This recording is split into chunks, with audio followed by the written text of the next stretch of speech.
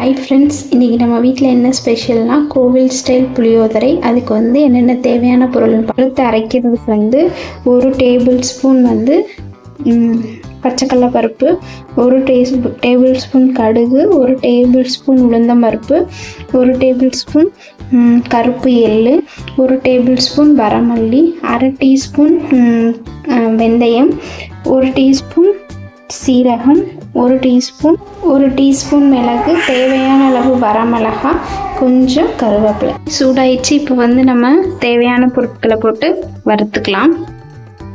இப்போ எல்லா பொருளையும் ஒட்டுக்காவே போட்டாச்சு. இப்போ இது நல்லா ப்ரௌன் கலர் வர மாதிரி வறுத்து எடுத்துக்கலாம்.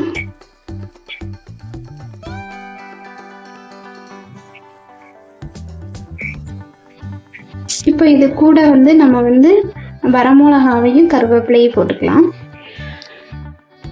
ஸ்லோ ஃப்ளேம்லேயே நம்ம வறுத்து எடுத்துக்கலாம். மிளகாவையும் கருவேப்பிலை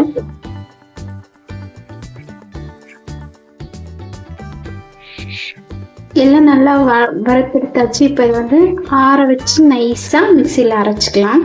புளி சாதத்தை நம்ம தாளிச்சிக்கலாம். அதுக்கு ஒரு கடாயில் 3 டேபிள் ஸ்பூன் நல்லெண்ணெய் ஊற்றிருக்கேன். எண்ணெய் காஞ்சோன்னே கடுகு, எண்ணெய் காஞ்சிச்சு. இப்போ கடுகு, உளுந்த பருப்பு, பச்சைக்கடலை பருப்பை போட்டு நம்ம தாளிச்சிக்கலாம்.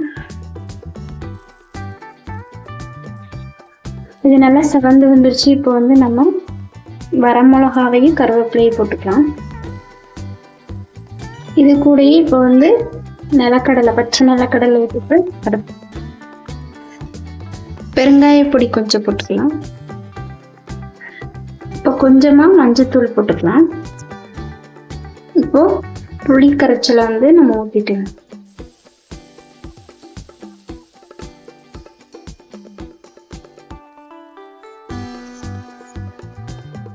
இப்போ தேவையான அளவு உப்பு போட்டு நல்லா பச்சை வாசனை போகிற வரைக்கும் நல்லா கொதிக்க வச்சுக்கலாம். பச்சை நல்லா கொதிச்சிருச்சு. இப்போ நம்ம வறுத்த மசாலாவை அதில் போட்டு கிளறி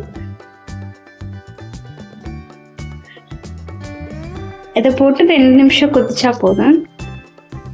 புளி காய்ச்சல் ரெடி ஆயிடுச்சு. எண்ணெய் பிரிஞ்சு வர அளவுக்கு ரெடி ஆயிடுச்சு. இப்போ நம்ம சாதத்தில் போட்டு கிளறிக்கும். குக்கரில் தான் வேக வச்சேன். அது வேக வச்சுட்டு ஆற வச்சு அதில் கொஞ்சம் நல்லெண்ணெய் ஊற்றிருக்கேன். இப்போ அந்த பேஸ்ட்டை போட்டு நல்லா கிளறி, புளி பேஸ்ட்டை போட்டு நல்லா நம்ம கிளறிக்கலாம். ஆனால் கோவில் ஸ்டைல் புளியோதரை ரெடி ஆயிடுச்சு. நீங்களும் ட்ரை பண்ணி பார்த்துட்டு பிடிச்சிருந்தால் லைக் பண்ணுங்கள், ஷேர் பண்ணுங்கள், கமெண்ட் பண்ணுங்கள். மறக்காமல் நம்ம சேனலை சப்ஸ்கிரைப் பண்ணிக்கோங்க. தேங்க்யூ.